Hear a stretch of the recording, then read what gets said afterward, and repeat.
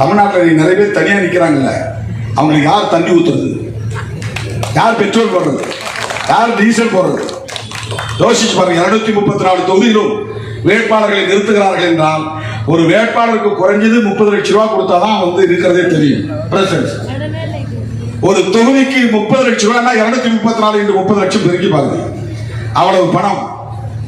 மரியாதைக்குரிய retired actor, நம்முடைய காலாவதியான நடிகர் நடிகைகள் எல்லோரும் இன்றைக்கு அரசியலுக்கு வந்து விட்டார்கள். அண்ணன் கமல்ஹாசன் அவர்கள் ஹெலிகாப்டர் தான் போய் பிரச்சாரம் பண்றார். யார் ஃபீட் பண்றார்? பிஜேபியுடைய உத்திகளில் ஒன்று. எல்லா மாநிலங்களிலும் இந்த மாதிரி நிறைய ஆட்களை பிடித்து அவர்களை ஊக்கப்படுத்தி அவர்களை மூலமாக வாக்குகளை பிளவுபடுத்துவது.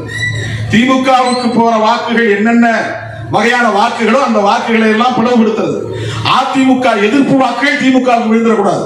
நீ நில்லு, நீ என்ன எவ்வளவு வேணாலும் திட்டி பேசிக்கோ, உனக்கு நான் இன்புட் கொடுக்குறேன். பீகார்ல தான் நடந்தது. ராம்விலாஸ் பாஸ்வான் கட்சியை தனியாக நிற்க வைத்து பீகார் முதலமைச்சராக இருக்கிற நிதிஷ்குமாரை காலி செய்து விட்டார்கள்.